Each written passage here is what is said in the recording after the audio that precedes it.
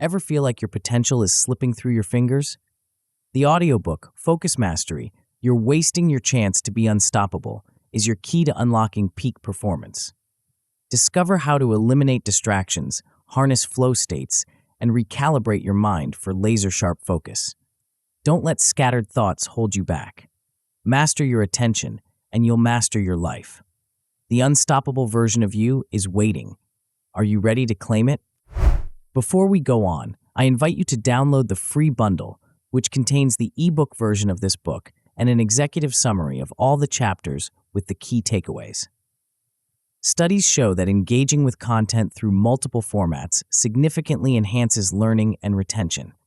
Click on the first link in the description to claim your free bundle now and maximize your learning potential. Now it's free, but it won't be for long, so make sure to grab it while you can. Chapter 1: Distraction Inventory. In the bustling landscape of modern life, our attention is under constant siege.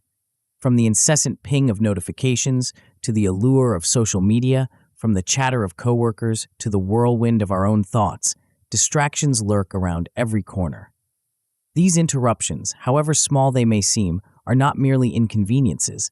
They are silent saboteurs of our productivity, creativity, and potential. Imagine for a moment the cumulative effect of these distractions. Each time your focus shifts, even momentarily, your brain expends precious cognitive resources. It's like repeatedly pressing the brake pedal while trying to accelerate. You're burning fuel without making progress. This constant start-stop-start cycle doesn't just slow you down, it fundamentally alters the quality of your work and the depth of your thinking. But what if you could reclaim control? What if you could identify, categorize, and systematically eliminate these attention thieves? This is where the distraction inventory comes into play, a powerful tool that will transform how you approach focus and productivity. At its core, the distraction inventory is about awareness and action. It's a methodical approach to understanding what pulls you away from your most important tasks. By the end of this chapter, you'll have a clear roadmap for conducting your own distraction audit, arming yourself with the knowledge to make targeted, impactful changes to your work and life. Let's start by exploring what you can achieve the first time you apply these principles. Your initial goal is twofold: to clarify your biggest distractions and to develop a basic strategy to counter them. This isn't about perfection, it's about progress. Begin by recognizing the digital, social, or mental triggers that consistently break your focus. Is it the constant stream of emails? The lure of your smartphone? Or perhaps it's internal distractions, worry about an upcoming deadline or the temptation to daydream? Create a preliminary list that captures these triggers in detail. Be honest with yourself. This inventory is for your eyes only. Once you have this list, your next step is to develop a basic strategy to counter these distractions. Start by prioritizing the distractions that have the largest impact on your productivity. These are your big wins, the areas where small changes can yield significant results. Then, brainstorm immediate steps you can take to neutralize or reduce these key distractions. Perhaps it's turning off notifications during focused work periods or designating specific times for email checks. This initial process might seem simple, but its power lies in its ability to bring unconscious habits into the light of awareness. You can't change what you don't acknowledge.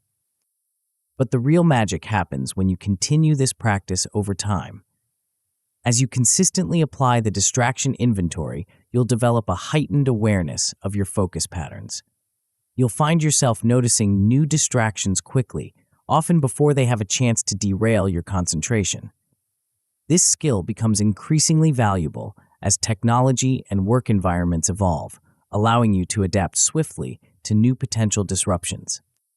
Moreover, by systematically eliminating distractions, you'll free up substantial cognitive energy. This newfound mental clarity isn't just about doing more, it's about tackling complex, creative tasks that previously seemed daunting. You'll find yourself maintaining focus for longer periods, diving deeper into challenging problems, and emerging with innovative solutions. Now, let's delve into what's involved in creating a comprehensive distraction inventory and the most crucial steps in this process. The cornerstone of this approach is comprehensive distraction mapping. This involves conducting a thorough survey of all possible internal and external disruptions to your focus. Leave no stone unturned, from the obvious culprits like social media to subtler distractions like an uncomfortable chair or fluctuating room temperature. Once you've identified these distractions, the next step is to classify them. Understanding the frequency and severity of each distraction is crucial. A rare but highly disruptive event might need different handling than a frequent but minor annoyance. With your map in hand, it's time to develop personalized elimination tactics. This is where the rubber meets the road. Decide which distractions you can remove entirely and which you need to manage. Some might require immediate action, while others might need a longer-term strategy. The key is to draft a system that allows you to track your progress and refine your approach as needed. You might wonder why we've structured the process this way. Why start with mapping before taking action? The answer lies in the power of data-driven decision-making. By gathering concrete, specific information about your distractions before making changes, you ensure that your efforts are targeted and effective. It's the difference between swinging blindly at a piñata and taking careful aim at a bullseye. This approach also prevents overwhelm.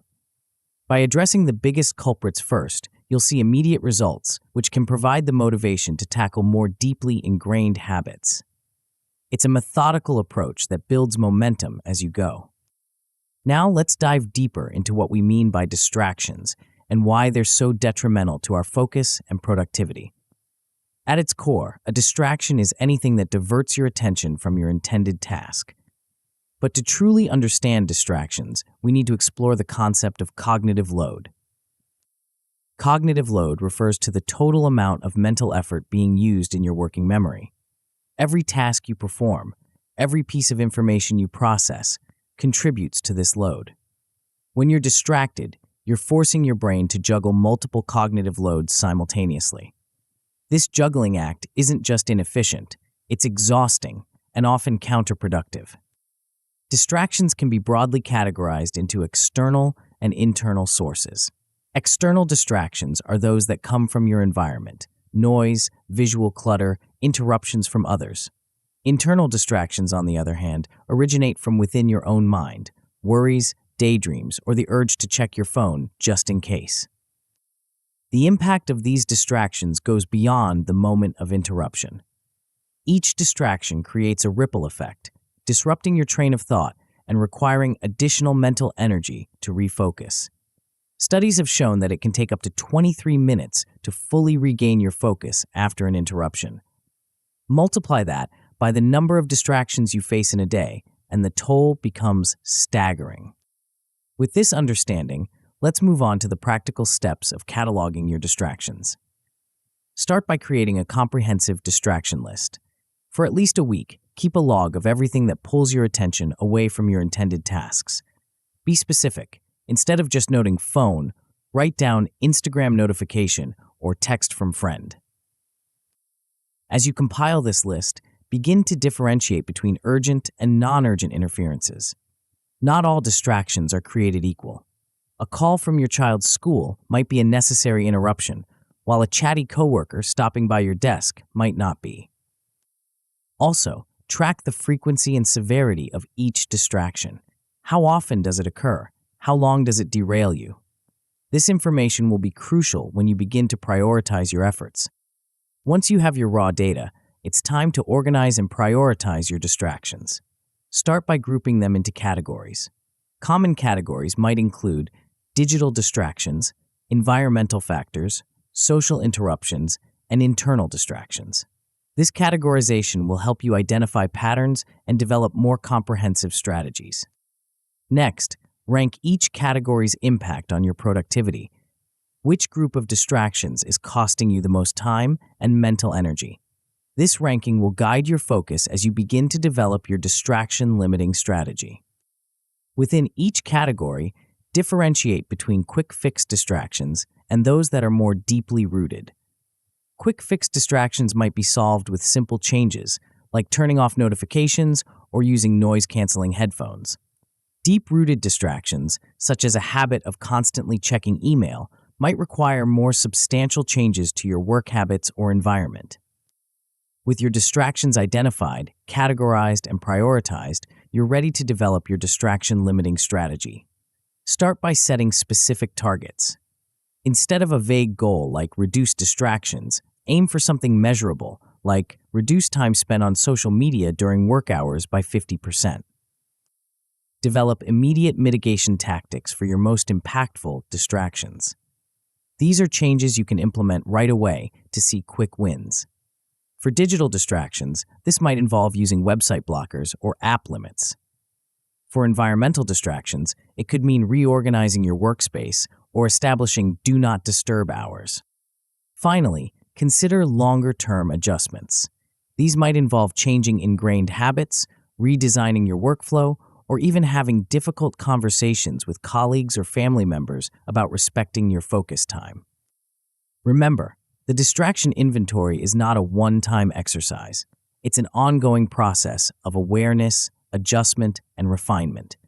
As you implement your strategies, continue to monitor their effectiveness. Be prepared to tweak your approach as you learn more about your distraction patterns and as your work environment evolves. By systematically identifying and addressing your distractions, you're not just improving your productivity, you're reclaiming your mental space. You're creating room for deep work, for creativity, for the kind of focused attention that leads to breakthrough ideas and exceptional results. As we conclude this chapter, consider the potential that lies ahead. With a clear understanding of your distractions and a strategy to manage them, you're poised to enter a new realm of focus and productivity. But this is just the beginning. In the next chapter, we'll explore how to harness this newfound clarity through the power of single tasking, taking your focus to even greater heights. The journey to mastering your attention is a challenging one, but with each distraction you conquer, you're one step closer to unlocking your full potential. Are you ready to discover what you're truly capable of when you eliminate the noise and channel your full cognitive resources into what truly matters? Before we continue, make sure to subscribe to Grow to the Top and activate notifications to receive more self-improvement tips that will supercharge your growth. And make sure to give this video a thumbs up and share it with your friends. It really helps the channel grow. Thank you for your support. Chapter 2, Single Task Protocol. In our fast-paced world, the ability to focus on one task at a time has become a rare and valuable skill. We're often praised for our ability to juggle multiple responsibilities, to keep numerous plates spinning simultaneously. But what if this celebrated skill is actually holding us back from reaching our true potential?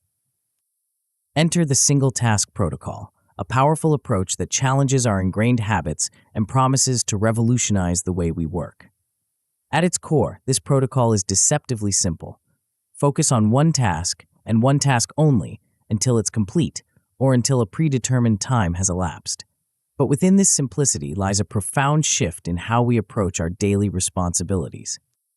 As we delve into this chapter, you'll discover why this approach is so crucial in today's distraction-filled environment.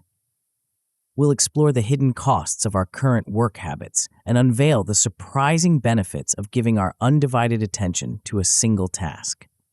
But before we dive into the specifics, let's consider why this shift is so important.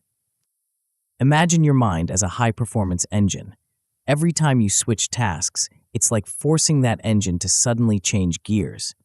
This constant shifting doesn't just slow you down, it wears down your mental machinery. The costs of this frequent context switching are often hidden, but they're significant. Each time you move from one task to another, your brain needs time to reorient itself, to load the new set of rules and information required for the next task. This transition period, though often brief, adds up over the course of a day, week, or year. Moreover, these constant shifts prevent you from entering a state of deep, focused work. It's in these uninterrupted periods of concentration that we often produce our best ideas and most quality output.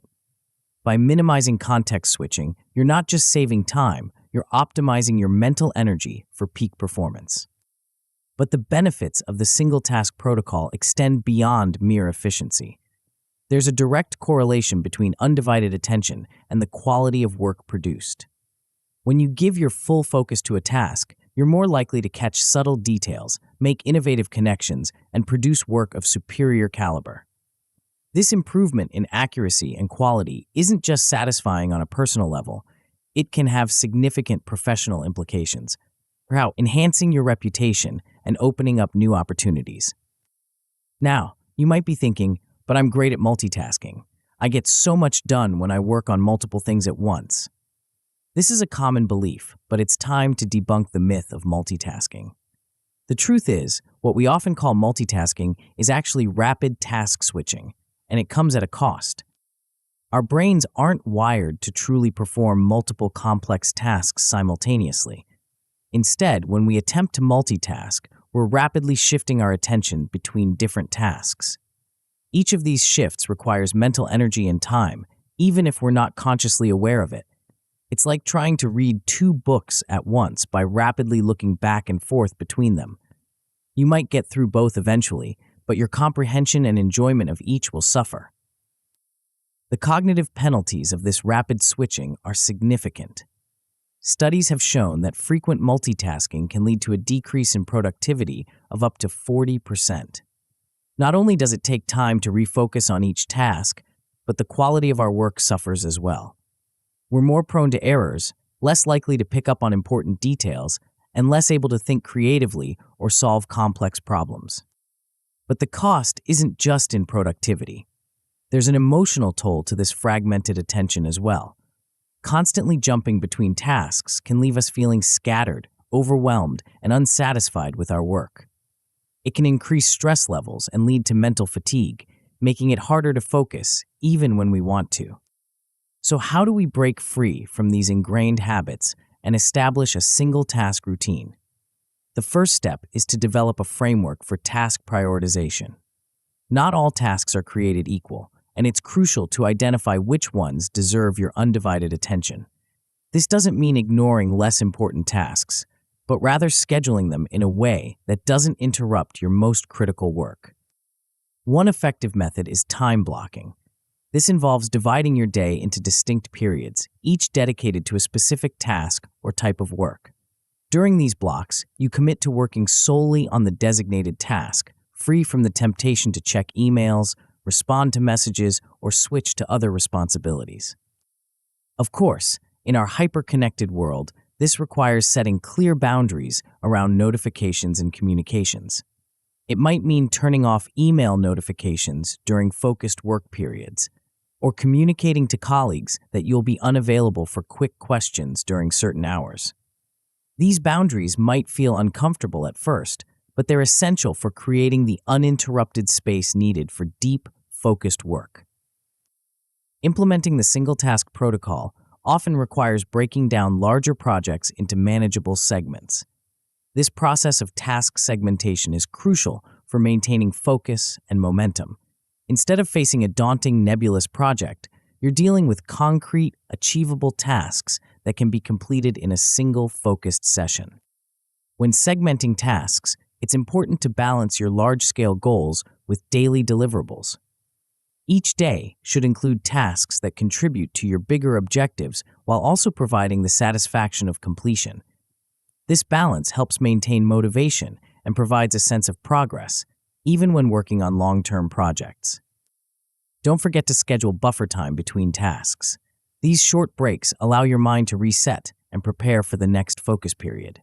They also provide flexibility for unexpected issues or overruns, reducing stress and maintaining the integrity of your single-task schedule.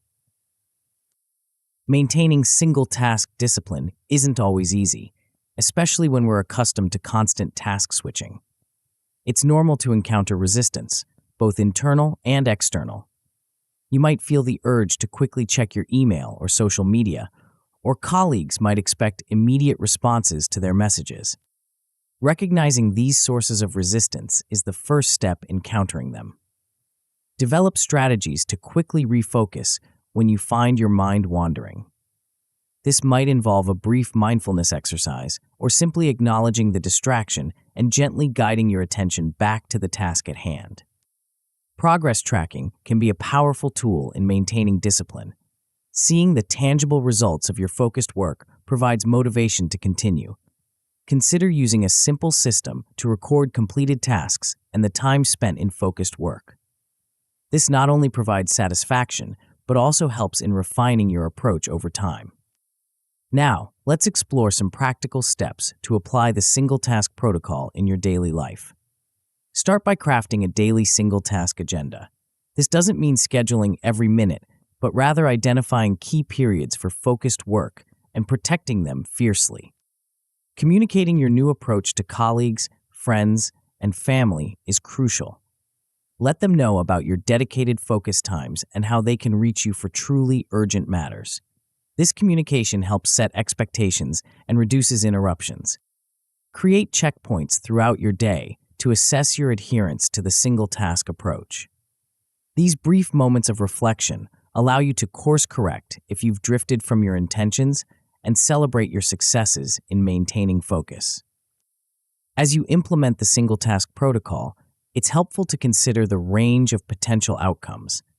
Even modest adherence can lead to good results, such as reduced mental fatigue and fewer accidental errors.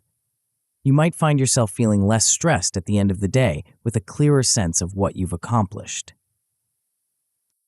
With consistent practice, you can achieve excellent outcomes. You're likely to see a noticeable improvement in the quality of your work. Tasks that once seemed to drag on might be completed more efficiently and with better results. Colleagues and superiors may start to note your increased thoroughness and reliability. The best outcomes of the single-task protocol are truly transformative. Imagine consistently performing at a high level across diverse tasks, becoming known as someone who not only gets things done, but delivers exceptional results. This level of performance can open new doors in your career and personal life, leading to opportunities you might never have imagined. Of course, no new approach is without its challenges. One common pitfall is overloading your schedule with back-to-back single tasks, leaving no room for flexibility or unexpected issues. This can lead to stress and burnout, undermining the benefits of the approach. Another potential issue is failing to account for necessary collaboration or interruptions. While the goal is to minimize distractions, some interruptions are inevitable and even necessary in most work environments. To overcome these challenges, build buffer blocks into your schedule. These flexible periods can accommodate urgent issues or overruns from previous tasks, maintaining the integrity of your single-task approach without causing undue stress. Remember, adopting the single-task protocol is a process, not an overnight transformation. Use incremental habit building for realistic adoption. Start with short periods of focused work and gradually increase them as you build your focus muscle. As we conclude this exploration of the single-task protocol, consider the potential impact of this approach on your life and work. Imagine the projects you could complete, the quality you could achieve, and the satisfaction you could feel at the end of each day. But this is just one piece of the focus mastery puzzle. In our next chapter, we'll delve into a technique that promises to supercharge your productivity even further. It's an approach that challenges conventional wisdom about work patterns and promises to unlock levels of concentration you might never have thought possible. Are you ready to discover the secret of harnessing your mind's natural rhythms for peak performance? Chapter 3: Attention Sprints. Have you ever noticed how your energy and focus seem to ebb and flow throughout the day? One moment you're firing on all cylinders, ideas flowing freely, tasks being completed with ease. The next, you're struggling to keep your eyes open, your mind wandering to anything but the work at hand. What if there was a way to harness those peak moments of productivity, to string them together like pearls on a necklace, creating a day filled with bursts of incredible focus and accomplishment? This is where the concept of attention sprints comes into play. It's an approach that might seem counterintuitive at first, challenging our notions of what a productive workday should look like. But as we explore this method, you'll discover how it aligns with your body's natural rhythms, potentially revolutionizing the way you approach your tasks and goals. At its core, the attention sprint method involves short, intense periods of focused work, followed by brief rest intervals.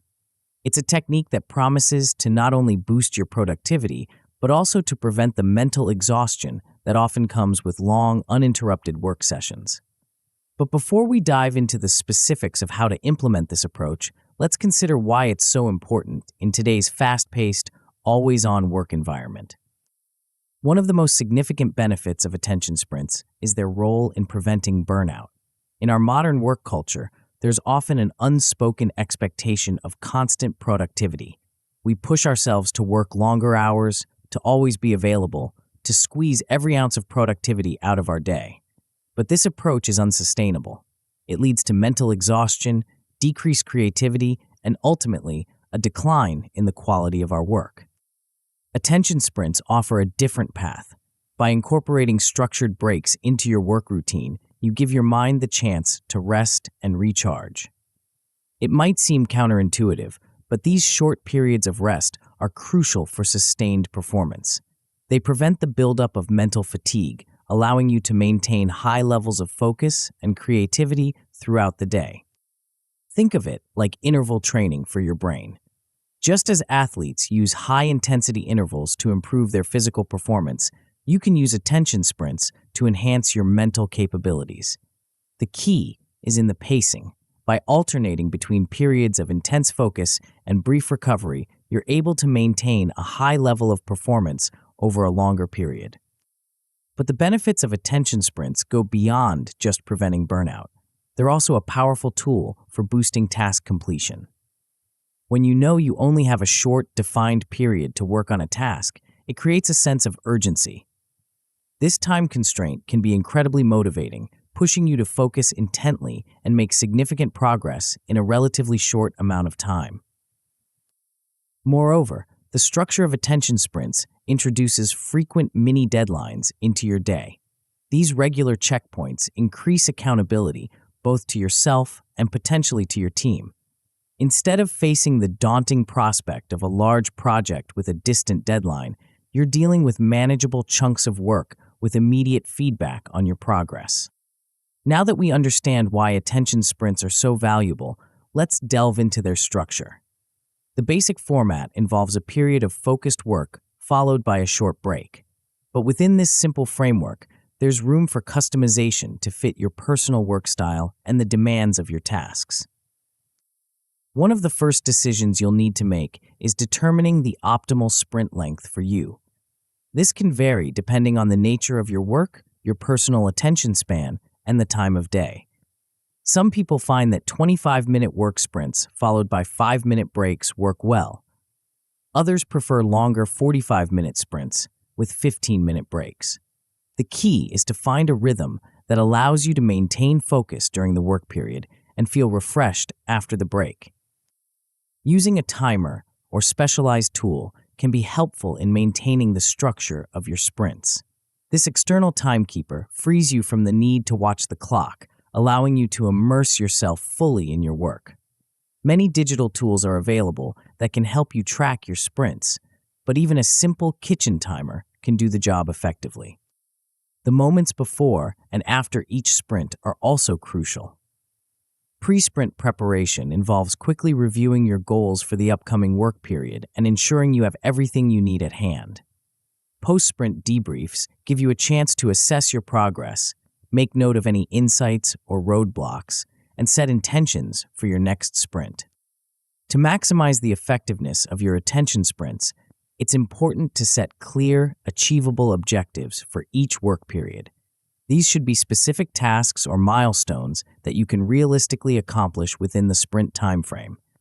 This clarity of purpose helps maintain focus and provides a sense of accomplishment at the end of each sprint. Protecting your sprint time is crucial. This means creating an environment free from interruptions and distractions.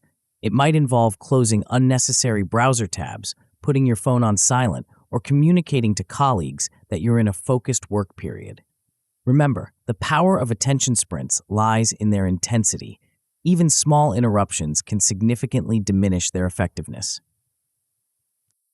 The breaks between sprints are just as important as the work periods. Instead of using this time to check emails or social media, engage in active recovery. This might involve light stretching, a short walk, or a few minutes of mindfulness practice. The goal is to give your mind a true break, allowing it to recharge for the next sprint. One of the most powerful aspects of the attention sprint method is its flexibility. As you become more familiar with the technique, you can adjust it to align with your personal rhythms. Start paying attention to when you naturally feel most alert and focused during the day. These are your peak mental performance windows, and scheduling your most challenging or important tasks during these times can significantly boost your productivity. You might find that your optimal sprint duration varies throughout the day. Perhaps you can sustain longer sprints in the morning, but shorter bursts work better in the afternoon. Don't be afraid to experiment with different sprint lengths and break durations to find what works best for you. Integrating attention sprints into your daily workflow requires some initial planning, but the benefits are well worth the effort. Start by identifying your high-value tasks, those that require deep focus and contribute significantly to your goals. These are prime candidates for your sprint sessions. Combining the attention sprint method with the single task protocol we discussed in the previous chapter can be particularly powerful.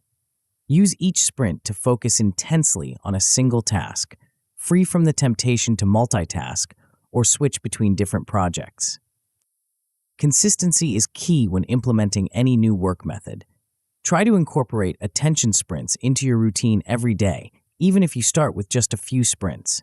Over time, this consistent practice will help rewire your brain, making it easier to slip into a focused state when you begin a sprint. Now, let's explore some practical steps to apply this theory to your life. Start by selecting a sprint method that appeals to you. The classic 25-5 split, 25 minutes of work followed by a 5-minute break, is a good starting point for many people. But don't be afraid to try other variations, like 45-15 or even 90-20 for tasks that require deeper concentration. For each sprint, define a written goal. This doesn't need to be elaborate. A simple sentence describing what you aim to accomplish during the sprint is sufficient. The act of writing it down helps cement your intention and provides a clear focus for your work period. Keep a log of your sprints, noting what you accomplished during each one and any challenges you faced. Regularly reviewing these logs can provide valuable insights into your work patterns and help you continuously improve your sprint technique. As you implement attention sprints, it's helpful to consider the range of potential outcomes. Even with modest adoption, you're likely to see some immediate benefits. You might notice fewer wasted minutes throughout your day, as the defined sprint structure helps you stay on task. Many people also report a noticeable reduction in procrastination.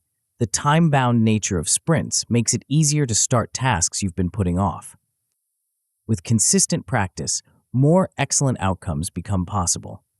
You might see a marked increase in the volume of tasks you're able to complete each day. The focused nature of sprints often leads to improved concentration during each work session, allowing you to tackle complex tasks with greater ease. The best outcomes of attention sprints are truly transformative. Imagine consistently achieving peak mental performance in short bursts throughout your day. You're not just getting more done, you're producing higher quality work, coming up with innovative solutions and feeling energized rather than drained at the end of your workday. Moreover, you're seamlessly balancing productivity with recovery, setting yourself up for sustainable high performance over the long term. Of course, as with any new technique, there can be some pitfalls when implementing attention sprints. One common issue is becoming too rigid with sprint schedules. While structure is important, it's equally crucial to maintain some flexibility. There will be times when you need to adjust your sprint timing to accommodate meetings, collaborative work, or unexpected urgent tasks. Another potential pitfall is misjudging your optimal sprint duration.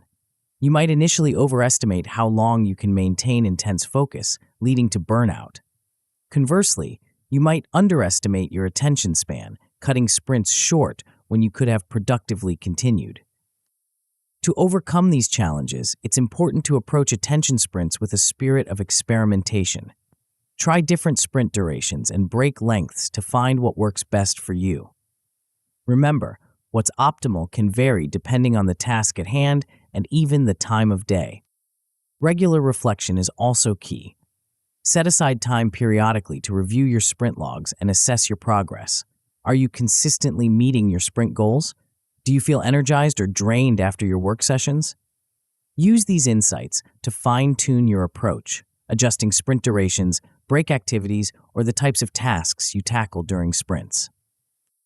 As we conclude our exploration of attention sprints, take a moment to imagine the potential impact of this technique on your work and life. Picture yourself moving through your day with purpose and focus, accomplishing more than you ever thought possible while still feeling energized and creative. But as powerful as attention sprints are, they're just one piece of the productivity puzzle. In our next chapter, we'll explore a strategy that goes beyond managing your time and energy. It's about transforming your entire work environment.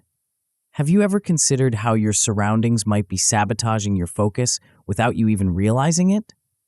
Prepare to discover the hidden forces shaping your productivity and learn how to harness them for unprecedented levels of concentration and creativity. Chapter 4: Environment Engineering. Have you ever wondered why you feel more productive in certain spaces? Why a change of scenery can suddenly unlock your creativity? Or why returning to a cluttered desk can instantly dampen your motivation? The answer lies in the subtle yet powerful influence of your environment on your ability to focus and perform. In this chapter, we're going to explore a concept that might seem deceptively simple at first glance, but holds the potential to revolutionize your productivity: environment engineering. This isn't just about tidying up your desk or organizing your digital files, though those elements play a part. It's about crafting a workspace, both physical and digital, that actively supports and enhances your ability to concentrate and produce your best work. Think of your environment as a silent partner in your quest for focus and productivity. Just as a well-designed tool can make a task easier, a well-engineered environment can make deep focus and sustained concentration feel almost effortless. But what exactly does this entail? As we delve deeper into this chapter, you'll discover how seemingly minor adjustments to your surroundings can yield significant improvements in your cognitive performance. Let's start by considering why environment engineering is so crucial. In our modern world, we're constantly bombarded with stimuli vying for our attention.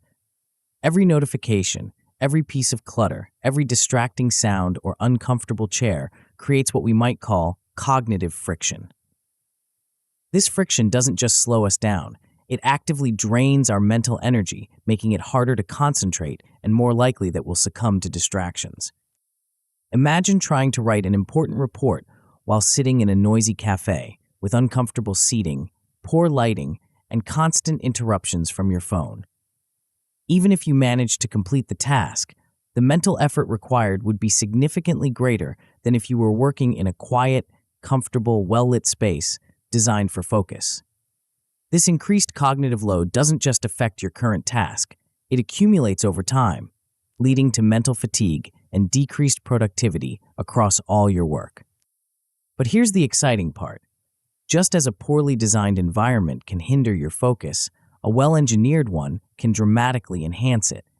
By deliberately shaping your surroundings, you can create an atmosphere that naturally draws you into a state of concentration. Certain environmental cues can signal to your brain that it's time to focus, making it easier to slip into a productive mindset. This concept extends beyond just your physical space. In our digital age, your online environment is equally important. An organized digital workspace with streamlined interfaces and minimal distractions can significantly speed up task execution and reduce the mental overhead of navigating between different tools and information sources.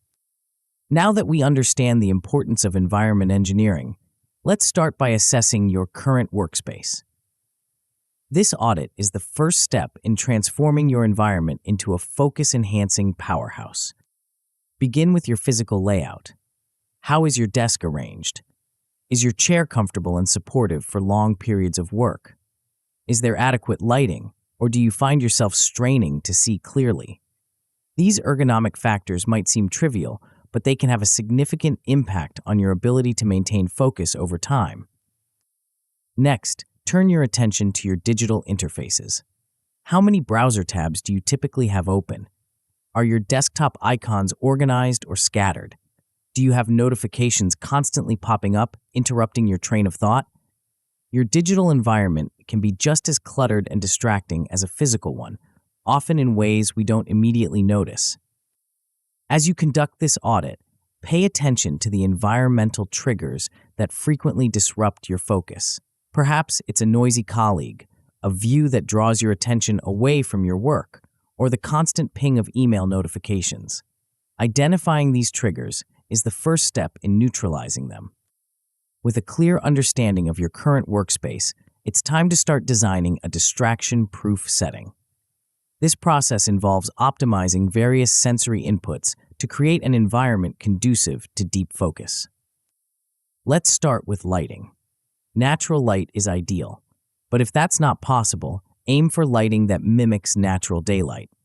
Poor lighting can cause eye strain and headaches, subtly draining your energy and focus throughout the day. Experiment with different light sources and intensities to find what works best for you. Next, consider the auditory environment. While complete silence works for some, others find a low level of ambient noise helpful for concentration. This could be white noise, nature sounds, or instrumental music. The key is to find what helps you focus without becoming a distraction itself. Visual clutter can be a significant source of distraction. A cluttered desk or a chaotic computer desktop creates visual noise that your brain has to constantly process, even if you're not consciously aware of it. Aim for a minimalist setup with only the essentials visible and easily accessible. In the digital realm, simplifying your landscape is equally important. Reduce the number of icons on your desktop, limit the browser extensions you use, and be ruthless about closing unnecessary tabs. Set up your digital tools in a way that minimizes the steps needed to access important information and start your most common tasks. Consider establishing different zones for different types of work. This could mean having a separate area for creative tasks versus analytical work, or simply arranging your desk differently for focused work compared to more collaborative tasks. These physical distinctions can help your brain transition more easily between different modes of thinking. Building a supportive toolset is another crucial aspect of environment engineering. This doesn't mean accumulating a vast array of productivity apps and gadgets. Instead, focus on selecting a few key tools that genuinely enhance your workflow. When it comes to digital tools, less is often more. Choose applications that integrate well with each other and align with your working style. The goal is to reduce the mental overhead of switching between different systems and interfaces. File organization is an often overlooked aspect of productivity. Develop a clear, consistent system for naming and organizing your digital files.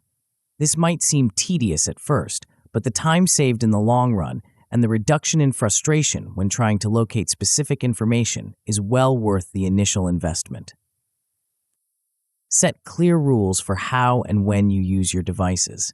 This might involve turning off notifications during focused work periods or designating certain devices for specific tasks. The key is to make your technology work for you, not against you. Creating an optimized environment is one thing, sustaining it is another. Regular maintenance is crucial to ensure your engineered environment continues to support your productivity over time. Schedule periodic audits of your workspace, both physical and digital. This could be a weekly review where you tidy up, reassess your tool usage, and make any necessary adjustments. These regular check-ins prevent the gradual accumulation of clutter and inefficiencies that can creep in over time. Be prepared to adapt your environment as your work situation changes. What works in an office setting might need adjustment for remote work, for instance. The key is to maintain the principles of environment engineering while flexibly applying them to new contexts. Consider incorporating visual reminders or cues that reinforce your focus-friendly environment. This could be as simple as a motivational quote on your desk or a digital wallpaper that reminds you of your productivity goals. These subtle reinforcements can help maintain your commitment to a distraction-free workspace. Now, let's explore some practical steps to apply these concepts in your daily life. Start by conducting a weekly workspace review. This doesn't need to be time-consuming. Even 15 minutes at the end of each week can make a significant difference. Use this time to reset your environment, clear away accumulated clutter, and prepare your space for the week ahead. When implementing changes, start small and focus on one area at a time. Perhaps begin with optimizing your desk layout, then move on to digital organization once that feels comfortable. Gradual changes are more likely to stick and less likely to feel overwhelming. Establish a routine for digital decluttering. This might involve a monthly purge of unnecessary files, a weekly inbox cleanup, or a daily practice of closing all browser tabs at the end of your workday. Find a rhythm that works for you and make it a consistent habit. As you implement these strategies, it's helpful to consider the range of potential outcomes. Even modest improvements in your environment can yield noticeable benefits. You might find that there's less visual and mental chaos in your workspace, leading to improved basic focus. Tasks that once felt scattered and disjointed might flow more smoothly, resulting in slightly faster completion times. With consistent application of environment engineering principles, more excellent outcomes become possible. You could see a significant increase in your overall productivity, not just in isolated tasks, but across your entire workload. Many people report a consistent sense of calm and order in their workspace, which can have positive spillover effects on their stress levels and overall well-being. The best outcomes of environment engineering are truly transformative. Imagine having a fully optimized environment that consistently fuels peak focus, allowing you to tackle even the most challenging tasks with clarity and efficiency. Moreover, you develop the ability to quickly adapt and re-optimize your environment under changing conditions, maintaining your productivity edge no matter where or how you're working. Of course, as with any productivity strategy, there are potential pitfalls to be aware of. One common mistake is overcomplicating your setup with too many tools or systems. Remember, the goal is to reduce cognitive friction, not create more of it. If you find yourself spending more time managing your productivity tools than actually being productive, it's time to simplify. Another pitfall is disregarding necessary changes due to comfort or habit. We often become attached to certain ways of working, even if they're not serving us well. Be willing to challenge your assumptions and experiment with new arrangements, even if they feel uncomfortable at first. To overcome these challenges, start with minimal adjustments before adding complexity. Focus on the basics: a clean, well-organized physical space and a streamlined digital environment before introducing more advanced tools or techniques. Set checkpoint dates to reassess and refine your environment. This could be monthly or quarterly reviews where you step back and evaluate what's working well and what needs adjustment. These regular check-ins help ensure that your environment engineering efforts continue to evolve with your needs and work patterns. As we conclude this exploration of environment engineering, take a moment to envision the potential of your optimized workspace. Picture a setting where distractions melt away, where your surroundings actively support your focus and creativity, where productivity feels natural and effortless. But as powerful as environment engineering is, it's just one piece of the productivity puzzle. In our next chapter, we'll delve into a strategy that goes beyond shaping your external environment to tap into the power of your internal landscape. Have you ever considered how the first few minutes of your workday can set the tone for hours of deep focus? Prepare to discover a set of practices that that will revolutionize how you approach your most important tasks, priming your mind for unprecedented levels of concentration and creativity. Focus rituals. Have you ever noticed how some days you effortlessly slip into a state of deep concentration, while on others you struggle to focus for more than a few minutes at a time? The difference often lies not in the tasks themselves, but in how you approach them.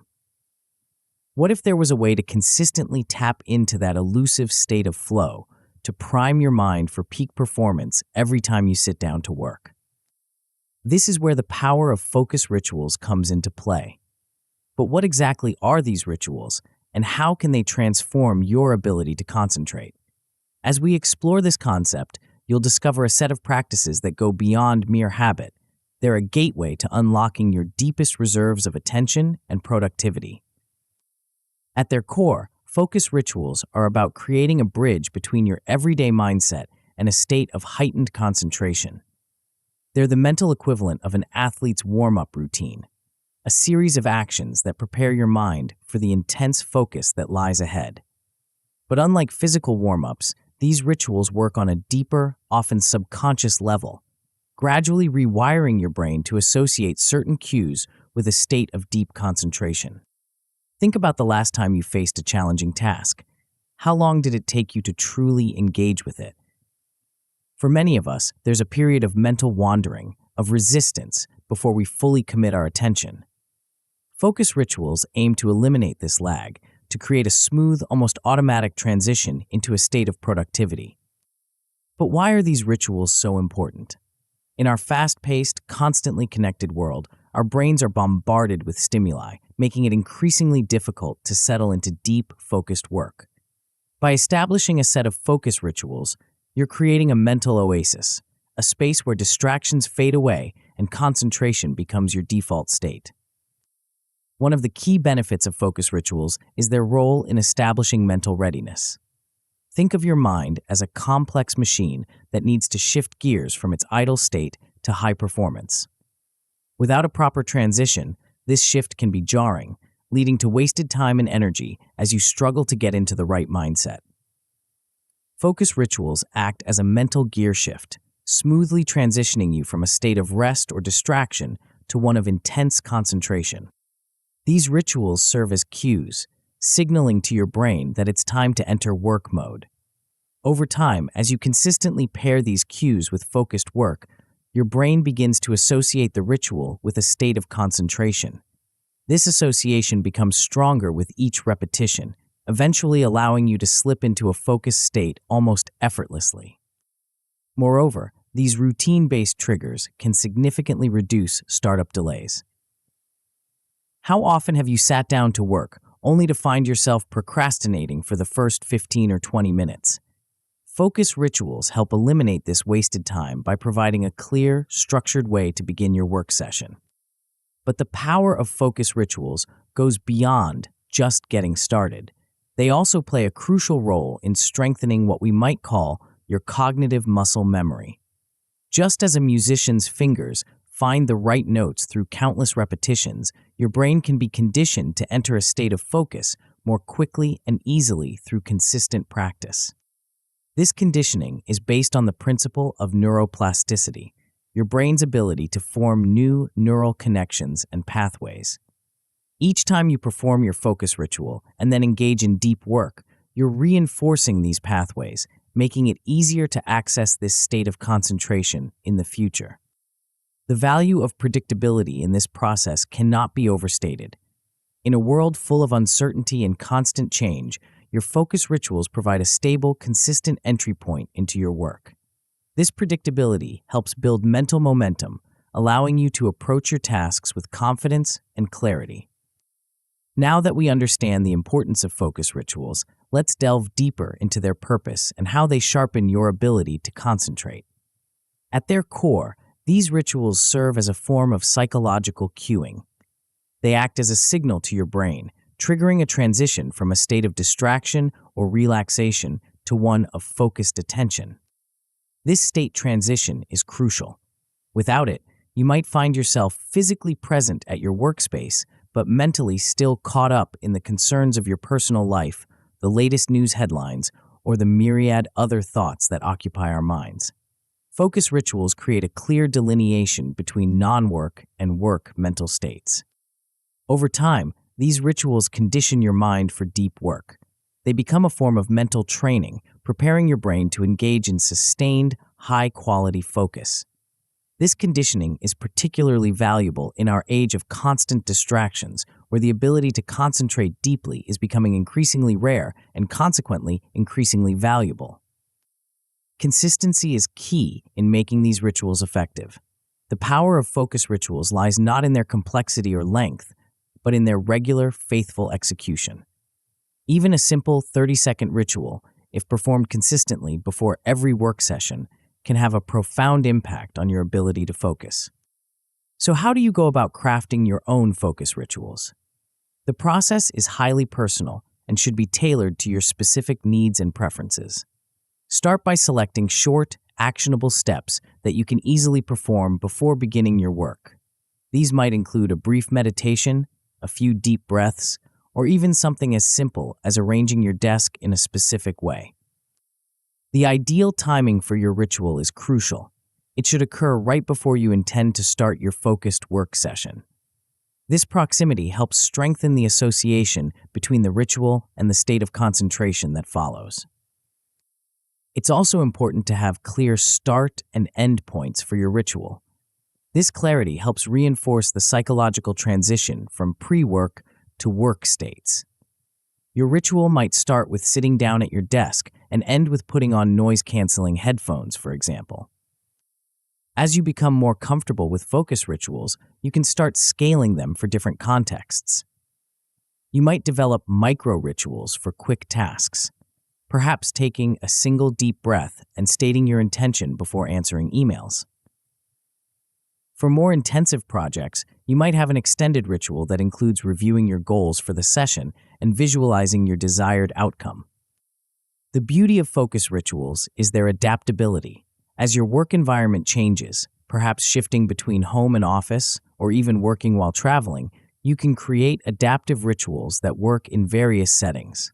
The key is to maintain the core elements that signal to your brain it's time to focus, while allowing flexibility in how these elements are executed. To reinforce the effectiveness of your rituals, consider using the technique of habit stacking. This involves pairing your new focus ritual with an existing habit or routine. For example, if you always start your workday by checking your calendar, you might add your focus ritual immediately after this habitual action. This pairing makes it easier to remember and consistently perform your ritual. Tracking your adherence to these rituals can also be helpful. You might keep a simple log of when you perform your rituals and how effective they are in helping you focus.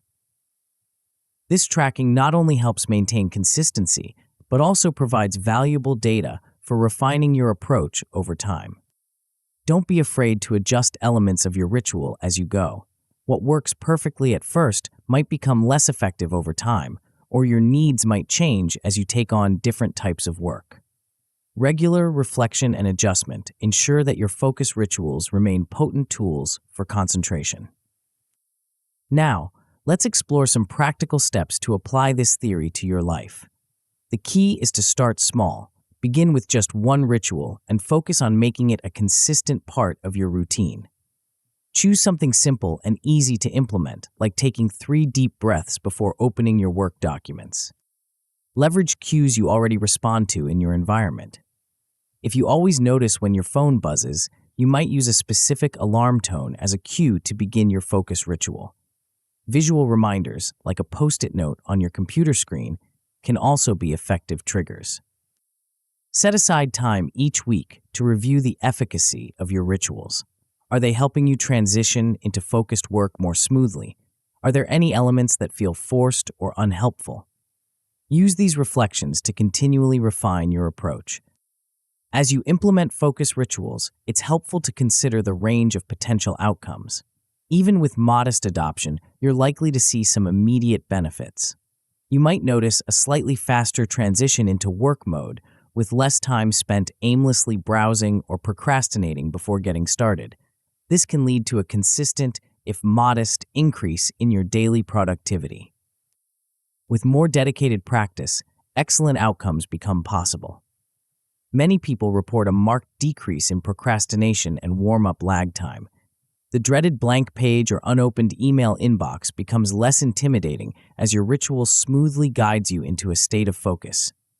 You might also notice that your ability to concentrate deeply improves, allowing you to sustain focus for longer periods and tackle more complex tasks with greater ease. The best outcomes of focus rituals are truly transformative. Imagine reaching a point where deep focus becomes an almost automatic response to your ritual cues. You sit down at your desk, perform your ritual, and immediately slip into a state of flow, regardless of the task at hand. Moreover, you develop the ability to enter this zone in various environments, whether you're in your usual workspace, a busy coffee shop, or a hotel room while traveling. Of course, as with any productivity technique, there are potential pitfalls to be aware of when implementing focus rituals. One common mistake is overloading your ritual with too many steps, turning it into a complex, time-consuming process. Remember, the power of these rituals lies in their simplicity and repeatability. If your ritual becomes a chore in itself, it's likely to be counterproductive. Another pitfall is neglecting to update your rituals as your circumstances change. What works perfectly in one phase of your life or career might become less effective as your responsibilities or work environment evolve. It's important to remain flexible and open to adjusting your rituals as needed. To overcome these challenges, focus on simplifying your pre-work steps to a few key triggers. The most effective rituals are often the simplest: a specific phrase you say to yourself, a particular way of arranging your workspace, or a brief mindfulness exercise. Schedule regular check-ins to refine or rotate your rituals. This might be a monthly review where you assess what's working well and what could be improved. Don't be afraid to experiment with new elements or to discard parts of your ritual that no longer serve you. As we conclude this exploration of focus rituals, take a moment to imagine the potential impact on your work life. Picture yourself smoothly transitioning into a state of deep concentration, tackling your most challenging tasks with clarity and purpose. Envision the satisfaction of consistently producing high-quality work, free from the typical distractions and mental resistance that often plague our efforts. But as powerful as focus rituals are, they're just one piece of the productivity puzzle. In our next chapter, we'll explore a technique that promises to take your focus to an even higher level.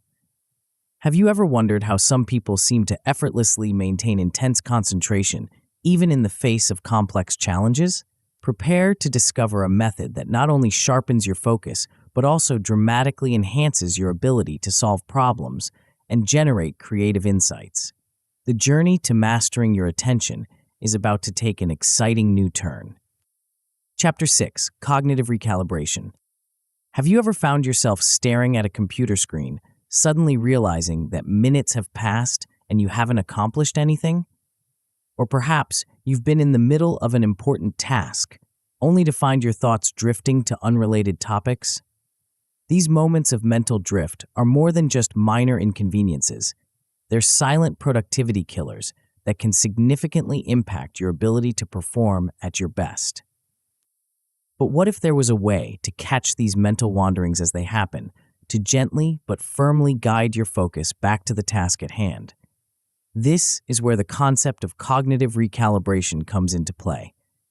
It's a skill that, when mastered, can transform your ability to maintain focus and dramatically increase your productivity.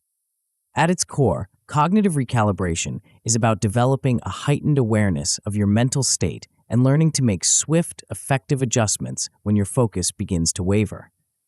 It's not about achieving a state of perfect, uninterrupted concentration. Such a thing doesn't exist. Instead, it's about minimizing the impact of inevitable distractions and mental wanderings. But why is this skill so crucial in today's world? To understand its importance, we need to consider the cumulative effect of repeated mind wandering. Each time your focus drifts, even for a short period, it's not just those moments that are lost. There's also a recovery time as you reorient yourself to the task. Over the course of a day, these small lapses can add up to a significant amount of lost productivity. Moreover, these distractions don't just affect the quantity of your work, they can also impact its quality. When your attention is fragmented, it's harder to engage deeply with complex problems or produce creative solutions. You might find yourself making more mistakes or struggling to see the bigger picture in your work. But the impact of cognitive recalibration goes beyond just minimizing these productivity leaks. It's also about preserving momentum. When you're in a state of flow, making steady progress on a task, a distraction can be particularly disruptive. By learning to swiftly recalibrate your focus, you can maintain that precious momentum, keeping tasks flowing smoothly from start to finish. The ability to detect early signs of mental drift is a key component of this skill. Often, by the time we consciously realize our mind has wandered, we've already lost significant time and focus. By developing a more acute awareness of the subtle cues that precede full-blown distraction, you can catch yourself much earlier in the process, making it easier to redirect your attention. To truly master cognitive recalibration, it's essential to understand the nature of mind wandering itself. Our brains have a network called the default mode network, DMN, which becomes active when we're not focused on a specific task. This network is associated with daydreaming, self-reflection, and thinking about the past or future. While the DMN can be beneficial for creativity and problem-solving during downtime, it can become a hindrance when activated during focused work. Various internal triggers can activate this network. Stress about an upcoming deadline, boredom with a repetitive task, or feeling overwhelmed by a complex problem. The effects of unchecked mind wandering on task performance can be significant. It can lead to increased errors, slower completion times, and a general decrease in the quality of work. Moreover, frequent mind wandering can leave you feeling frustrated and unproductive, potentially feeding into a cycle of stress and further distraction. This is where the power of metacognition comes into play. Metacognition, simply put, is thinking about thinking. It involves developing a heightened awareness of your thought processes, allowing you to observe your mental state almost as if from an outside perspective. By cultivating this self-awareness, you can start to recognize patterns in your thinking. You might notice, for instance, that your mind tends to wander more frequently during certain types of tasks or at particular times of day. This knowledge is invaluable in preemptively addressing potential distractions. A crucial skill in this process is learning to differentiate between productive reflection and mere distraction. Not all mind wandering is created equal. Sometimes, what seems like a distraction might actually be your brain making valuable connections or insights. The key is to quickly assess whether a wandering thought is relevant to your current task or a genuine distraction. Developing quick recognition strategies is essential for effective cognitive recalibration. This might involve regularly checking in with yourself, asking, "Am I still focused on the task at hand?" or setting up external cues to prompt these check-ins. Once you've developed the ability to recognize when your mind is wandering, the next step is to learn techniques for rapidly refocusing. There are various tools and exercises you can employ for this purpose. One simple yet effective technique is to take a brief mental pause. This might involve a few deep breaths or a moment of mindful awareness, allowing you to reset your mental state. Visual or verbal markers can be powerful tools for anchoring your attention. This could be as simple as a physical object on your desk that represents focus, or a specific word or phrase you repeat to yourself when you need to recenter your attention. Developing mental models for real-time corrective action is also crucial. This might involve visualizing yourself gently guiding your attention back to the task, like steering a boat back on course. The key is to make this process as automatic and non-judgmental as possible. Building long-term mental stamina through cognitive recalibration is a gradual process that requires consistent practice. Think of it like building a muscle. The more you exercise your ability to recognize and redirect your attention, the stronger and more automatic this skill becomes. Integrating recalibration techniques into your daily workflow is essential for making this skill a natural part of your work habits. This might involve setting regular check-in points throughout your day or using specific tasks as cues to assess your focus level. Measuring your improvement can be a powerful motivator in this process. One metric you might track is your time to refocus. How quickly you're able to bring your attention back to the task once you've noticed it wandering. As you practice, you should see this time decrease. Now, let's explore some practical steps to apply this theory to your life. A good starting point is to keep a mind wander journal for 1 week. Each time you catch your mind wandering, make a quick note of what you were doing, what distracted you, and how long it took you to refocus. This will give you valuable insights into your distraction patterns. Creating simple, memorable refocus cues can be incredibly helpful. This might be a specific phrase you say to yourself, a physical gesture, or even a particular way of adjusting your posture. The key is to make it something you can easily and quickly do whenever you need to recenter your focus. Regular self-assessments are crucial for tracking your progress and refining your approach. Schedule weekly check-ins where you review your mind-wandering patterns and the effectiveness of your recalibration techniques. Use these insights to continually adjust and improve your strategy. As you implement cognitive recalibration techniques, it's helpful to consider the range of potential outcomes. Even with modest practice, you're likely to see some immediate benefits. You might notice fewer moments lost to daydreaming or unproductive thoughts. This can translate into noticeable improvements in task completion times as you spend more of your work hours actually focused on the task at hand. With consistent practice, more excellent outcomes become possible. Many people report developing an almost automatic ability to refocus when distractions occur. It's as if your brain develops a new reflex. The moment your attention starts to drift, it snaps back to the task almost effortlessly. You might also find yourself able to sustain engagement in tasks that previously felt tedious or repetitive, as you're better able to manage the boredom or frustration that often leads to mind wandering. The best outcomes of mastering cognitive recalibration are truly transformative. Imagine having consistent metacognitive control across diverse work or study scenarios. Whether you're in a high-stakes meeting, working on a complex project, or studying for an important exam, you're able to maintain laser-like focus, quickly addressing any mental distractions that arise. This level of mental control can lead to heightened resilience under pressure. When faced with stressful situations or tight deadlines, you're able to keep your cool and maintain focus, rather than succumbing to anxiety-induced distraction. Of course, as with any skill, there are potential pitfalls to be aware of when practicing cognitive recalibration.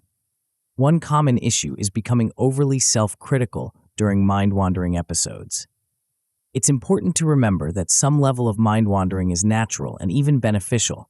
The goal is not to eliminate it entirely, but to manage it effectively. Another potential pitfall is failing to apply refocus techniques consistently. Like any habit, the effectiveness of cognitive recalibration depends on regular practice. Sporadic use of these techniques is unlikely to yield significant results. To overcome these challenges, it's crucial to practice non-judgmental observation of your thought patterns. When you notice your mind wandering, acknowledge it without criticism. This non-judgmental awareness is key to maintaining motivation and making the practice sustainable. Setting reminders or alarms for regular mental check-ins can help ensure consistent application of your recalibration techniques. These prompts can serve as valuable cues to assess your focus and make adjustments as needed. As we conclude this exploration of cognitive recalibration, take a moment to imagine the potential impact on your work and life. Picture yourself moving through your day with a newfound sense of mental clarity and control. Envision tackling complex tasks with sustained focus, swiftly addressing any distractions that arise, and consistently producing high-quality work. But as powerful as cognitive recalibration is, it's just one piece of the focus mastery puzzle. In our next chapter, we'll explore a technique that promises to not only sharpen your focus, but also to dramatically increase your motivation and enjoyment of tasks.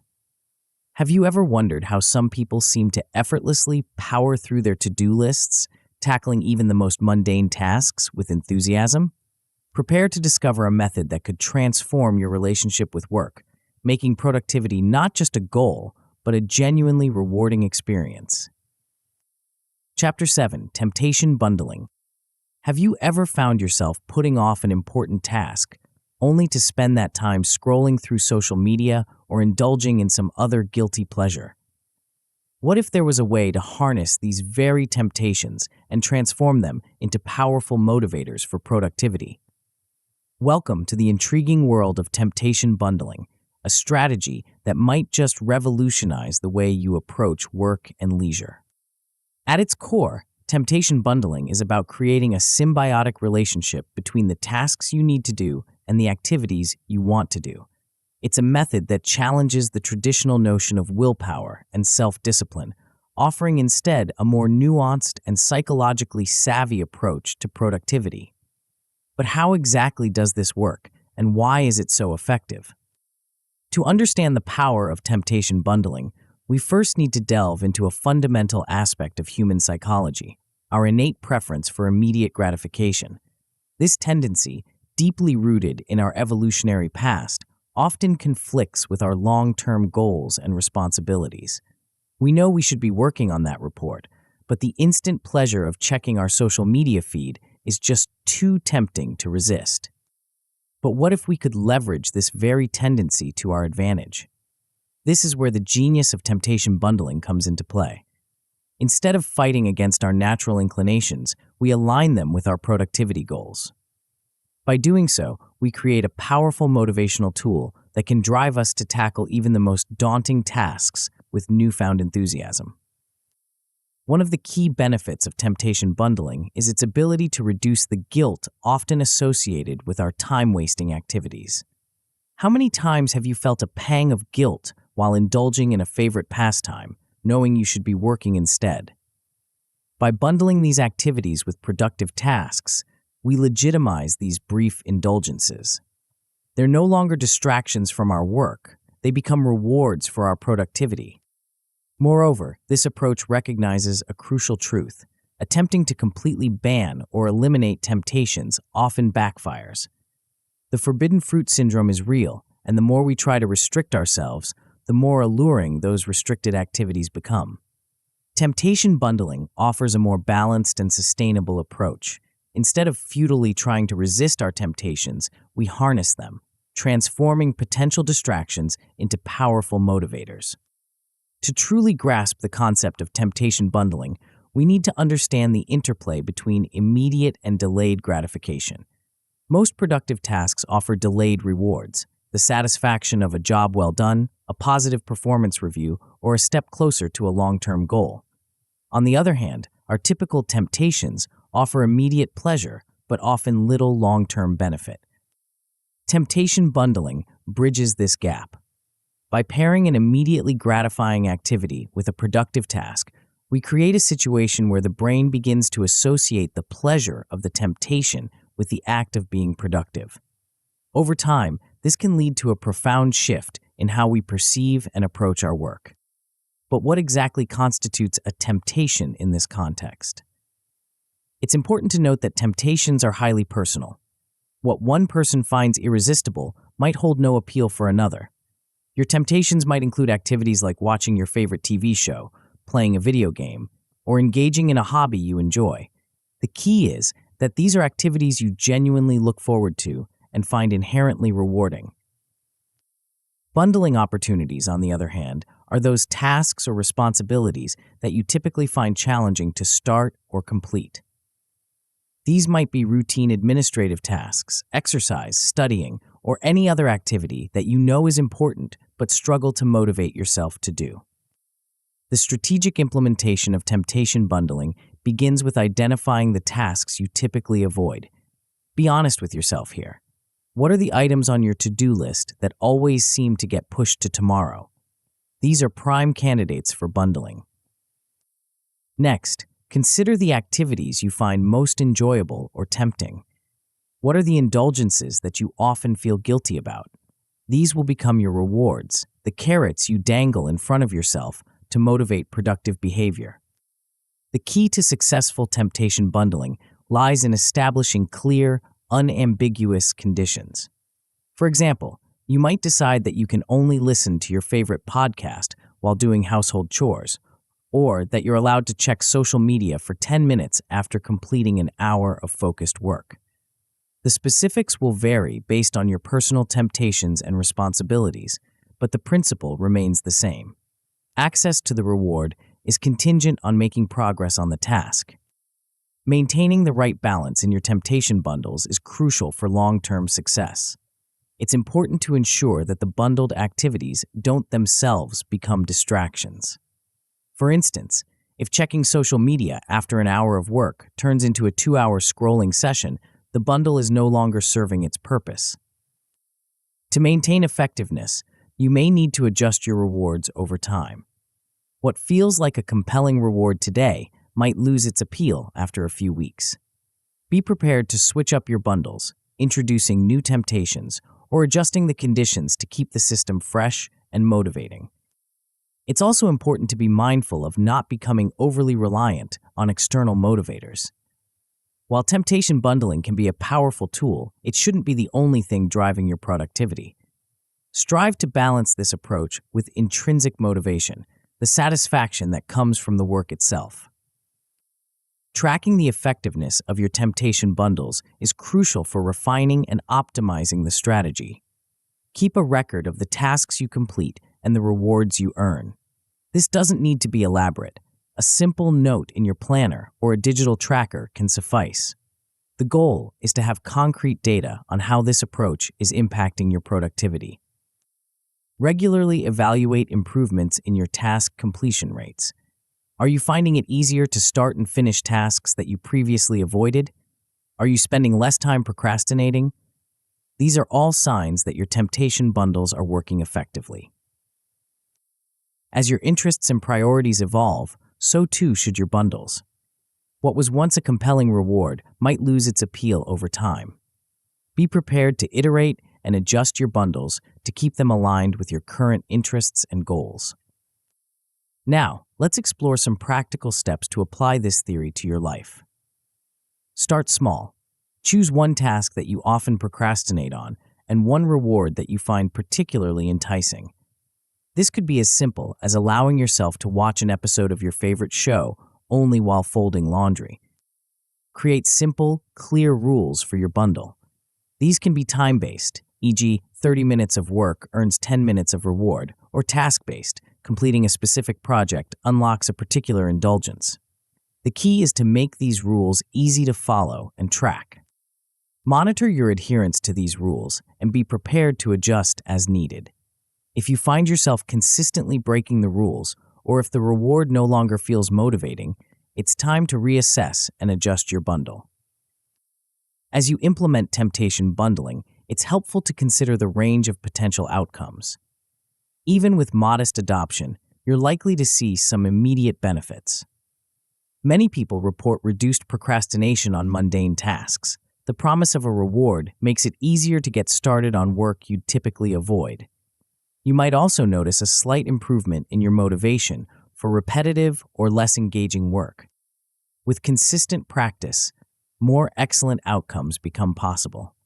You might develop a strong internal drive to complete tasks quickly, knowing that doing so will unlock your chosen reward. This can lead to a more balanced approach to leisure and productivity, as you no longer feel guilty about your indulgences. They've become earned rewards rather than time-wasting distractions. The best outcomes of temptation bundling are truly transformative. Imagine reaching a point where activities you once saw as distractions have been fully integrated into your productivity system, actually enhancing your output. You might find yourself consistently producing high-quality work with minimal feelings of guilt or deprivation, as you've found a way to harmoniously blend your responsibilities and your pleasures.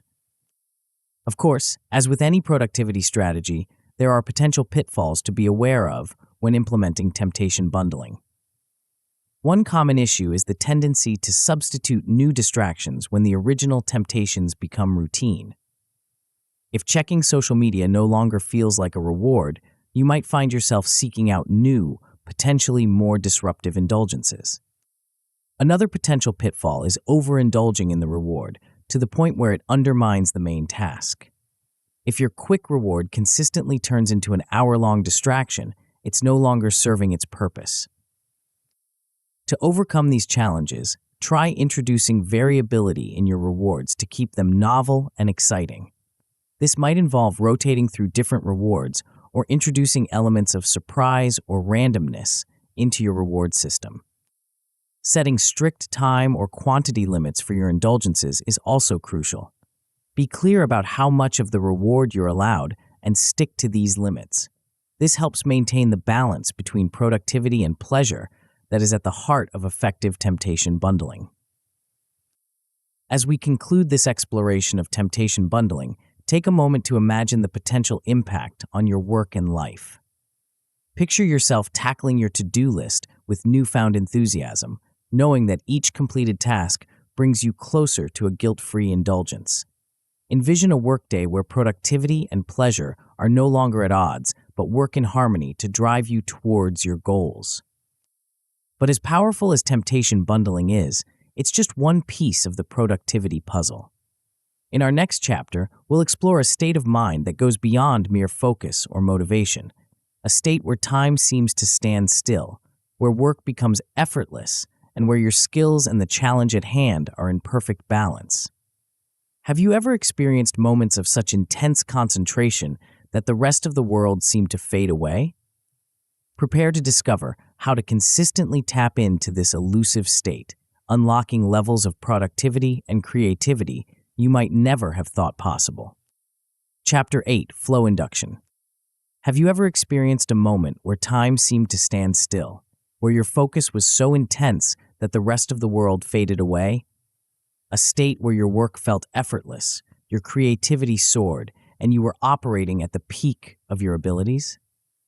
If you've had such an experience, you've tasted what psychologists call a flow state. But what if you could reliably induce this state, harnessing its power not just occasionally, but as a regular part of your work routine? This is the promise of flow induction, a set of techniques and strategies designed to help you consistently tap into this optimal state of consciousness.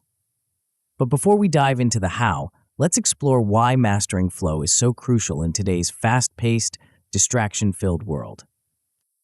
At its core, flow is about unlocking peak performance. When you're in a flow state, you're capable of levels of productivity that might seem almost superhuman under normal circumstances. Tasks that usually take hours can be completed in a fraction of the time. Complex problems that have been stumping you for days suddenly become clear. It's as if you've tapped into a wellspring of efficiency and effectiveness that you didn't even know you possessed. One of the most fascinating aspects of flow is how it alters our perception of time. When deeply immersed in a flow state, hours can pass in what feels like minutes. This time dilation effect isn't just a curiosity, it's a powerful tool for getting more done in less time. Imagine being able to compress a full day's work into a few hours of intense, focused activity. That's the potential power of flow. But the benefits of flow extend beyond mere productivity. Flow states have a profound impact on creativity and problem-solving abilities. When you're in flow, the barriers between different areas of knowledge seem to dissolve. You make connections that you might never have seen otherwise, leading to innovative solutions and breakthrough ideas. Moreover, flow acts as a shield against distractions. In our hyper-connected world, maintaining focus is an increasingly rare and valuable skill. Flow creates a kind of protective bubble around your consciousness, allowing you to work for extended periods without succumbing to the myriad interruptions that usually plague our workday. So, how can we reliably induce this seemingly magical state? The key lies in understanding and manipulating the core elements of flow. The first, and perhaps most crucial element, is the balance between challenge and skill. Flow occurs when you're working on a task that is just at the edge of your current abilities, challenging enough to engage you fully, but not so difficult that it overwhelms you. This delicate balance is why flow can be elusive. If a task is too easy, you'll quickly become bored and your mind will wander. If it's too difficult, you'll become anxious and frustrated.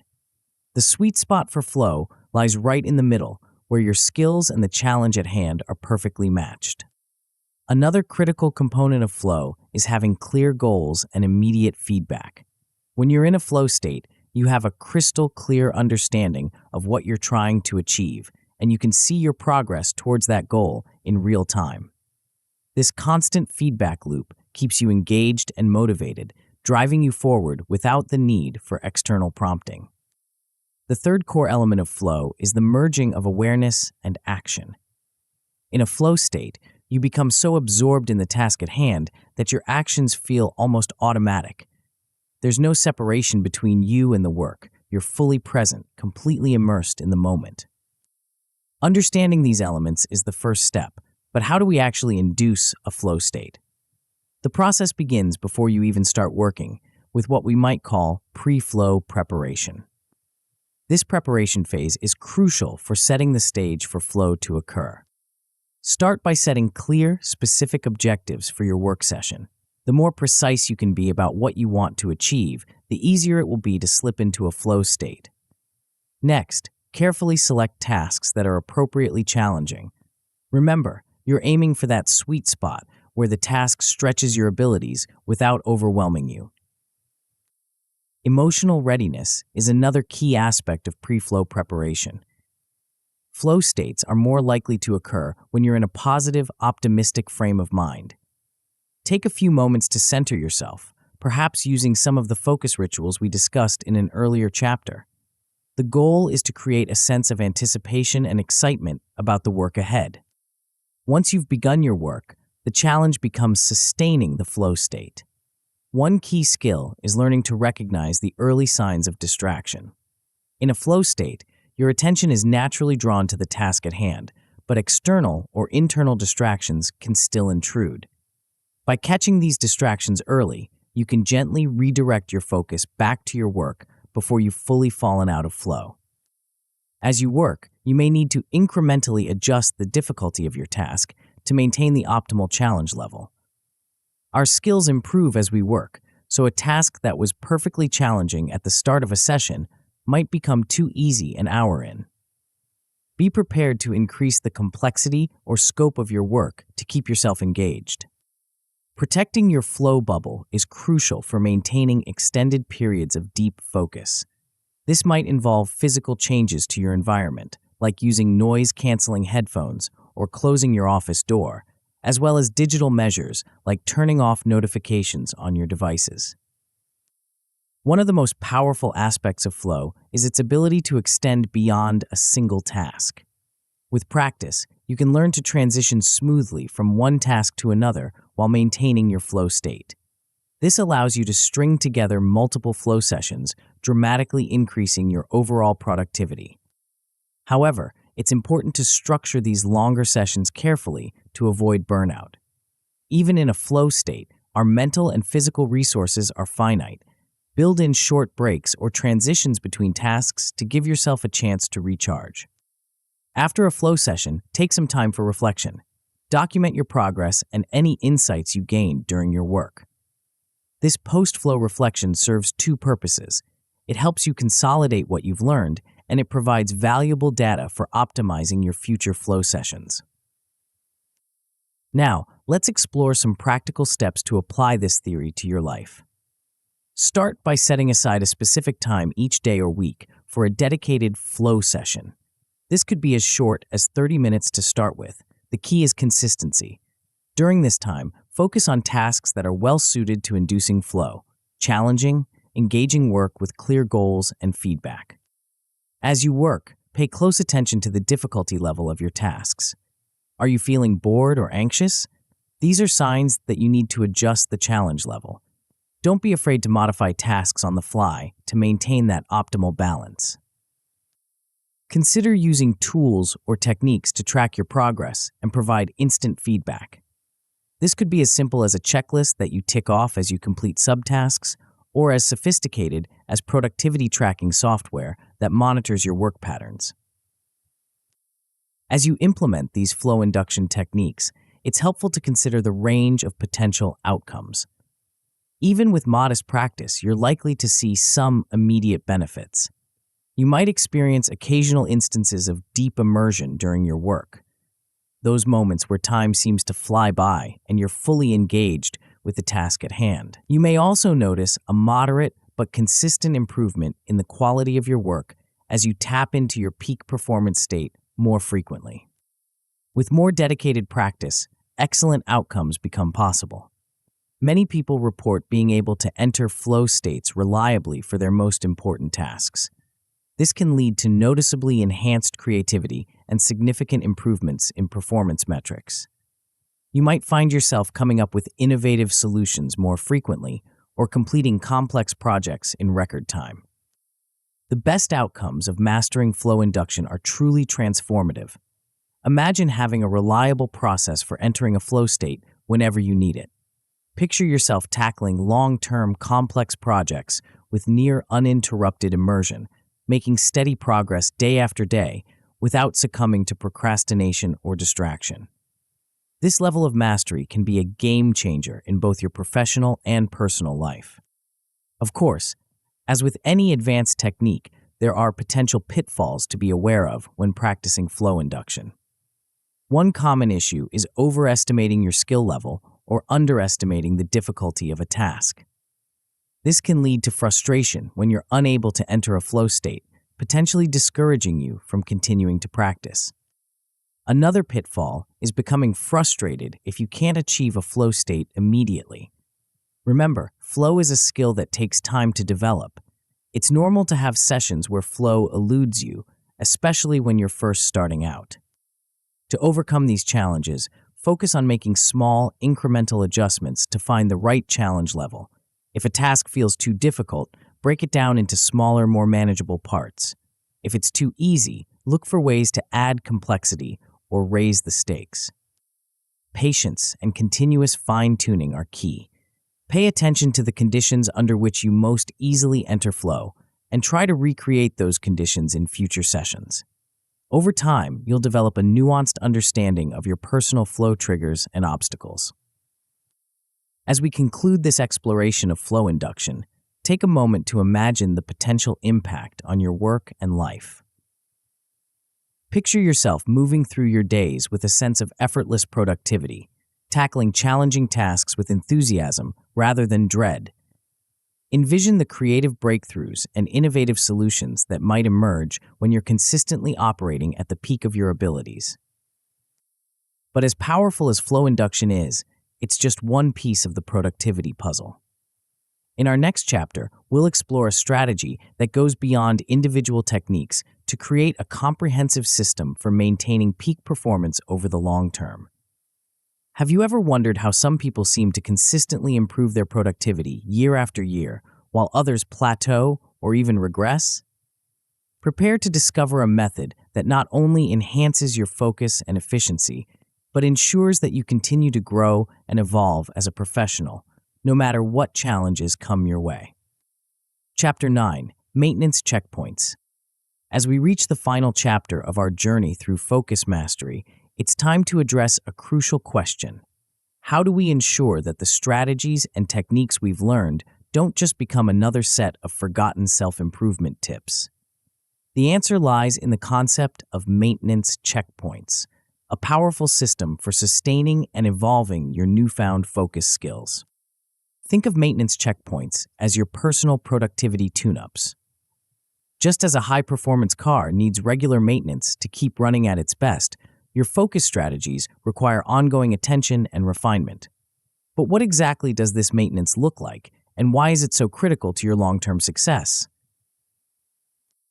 Let's start by considering how the tools and techniques you've learned throughout this book can truly empower you. You've now got a comprehensive toolbox for managing your attention, from the distraction inventory we explored in the first chapter to the flow induction techniques we just discussed. Each of these strategies interlocks with the others, creating a robust system for maintaining focus in various situations. This toolbox gives you a newfound confidence in your ability to handle distractions. No longer are you at the mercy of every notification or passing thought. You have the skills to recognize when your focus is slipping and the techniques to bring it back on track. This confidence alone can be transformative, allowing you to approach challenging tasks with a sense of calm assurance. But the impact of these focus strategies goes beyond just your work life. As you implement these techniques, you'll likely notice a transformation in your daily routines.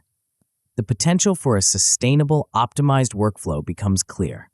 You start to see how small, consistent actions, like regular focus rituals or temptation bundling, can yield big results over time.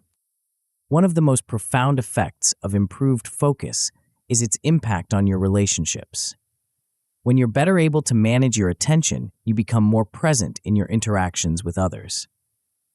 The focus skills you've developed can be applied to interpersonal connections, allowing you to listen more attentively and empathize more deeply. Moreover, as you become more adept at managing your attention, you'll find it easier to set healthy boundaries between work and personal life.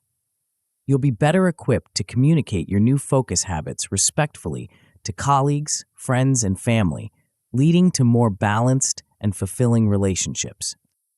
Now, let's consider what you'll be able to achieve with your enhanced focus skills that might have seemed out of reach before.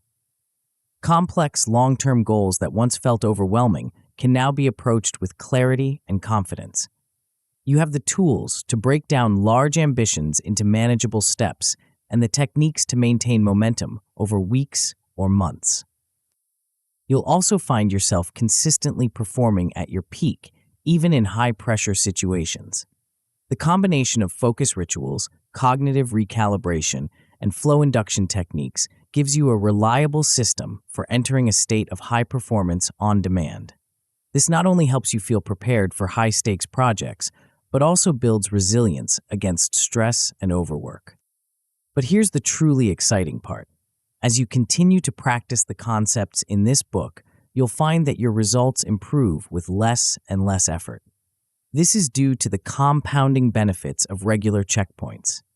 By consistently evaluating and refining your focus strategies, you can identify slipping habits before they become ingrained and continually adapt to new challenges or opportunities.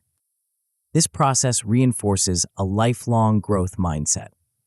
Instead of seeing your focus abilities as fixed, you recognize them as skills that can be continuously refined and improved. As you progress, you'll keep evolving your methods to match your evolving goals, ensuring that your focus strategies remain relevant and effective throughout your career and life.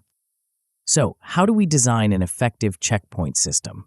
Start by determining the frequency of your self-evaluations. For many people, a weekly review works well, with a more in-depth monthly or quarterly assessment. The key is to find a rhythm that allows you to catch issues early without becoming overly burdensome. Next, consider what metrics and indicators you'll use to track your progress. This might include quantitative measures like the number of focused work hours per day or the frequency of successfully entering flow states. But don't neglect qualitative assessments as well. How do you feel about your productivity? Are you experiencing less stress or greater satisfaction in your work? As you refine your techniques and tools, be willing to discontinue tactics that aren't serving you well. Just because a strategy worked initially doesn't mean it will always be the best approach. Stay open to upgrading your productivity methods as technology changes and new research emerges in the field of cognitive science. Regularly recalibrating your goals is also crucial for maintaining motivation. As you achieve certain focus milestones, set new, more challenging targets. This constant stretching of your abilities keeps you engaged and prevents complacency. For long-term sustainability, consider creating a culture of continuous improvement, whether that's just for yourself or within your team at work. Reinforce the lessons you've learned by sharing them with others or keeping a focused journal. Remember, the goal is lifelong adaptation and growth. Your focus strategies should evolve as you do. As we conclude this book, I want you to take a moment to reflect on the journey you've undertaken. You've not just read about focus strategies, You've embarked on a path of cognitive transformation.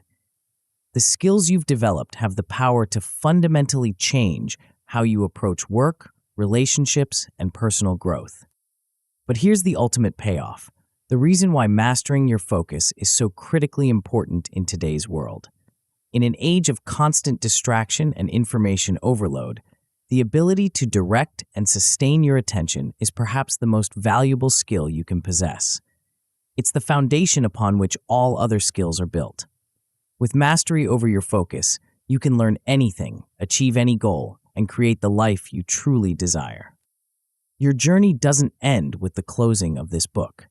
In fact, it's just beginning.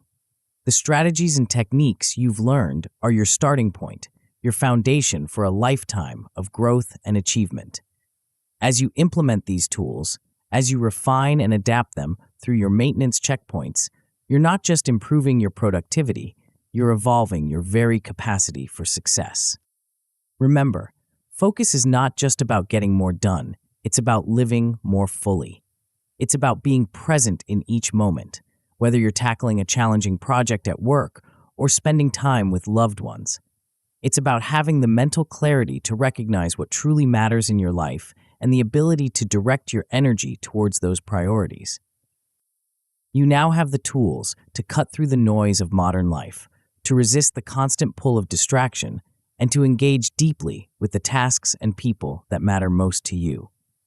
This is your superpower in a world that increasingly tries to fragment your attention. So go forth with confidence. Embrace the practice of continuous improvement. Let your focus be the lens through which you view the world, sharpening your perceptions, deepening your understanding, and amplifying your impact. The focused life is a life of purpose, achievement, and profound satisfaction. It's a life where you're not just reacting to the world around you, but actively shaping it according to your vision. You've taken the first step on this transformative journey. Now, armed with the strategies in this book and a commitment to ongoing growth, there's no limit to what you can achieve. But mastering focus is just the beginning. To truly leverage these skills, you need to channel them into effective strategic thinking and planning. Without this crucial next step, you might find yourself focused but directionless. How can you ensure that your newfound focus translates into tangible long-term success? The answer lies in learning to think and plan strategically, aligning your enhanced focus with clear, achievable goals. To continue your growth and unlock the full potential of your focus mastery, I invite you to explore the audiobook, The Alchemy of Focus, a journey through strategic thinking and planning. Tap the center of the video now to continue your transformation journey.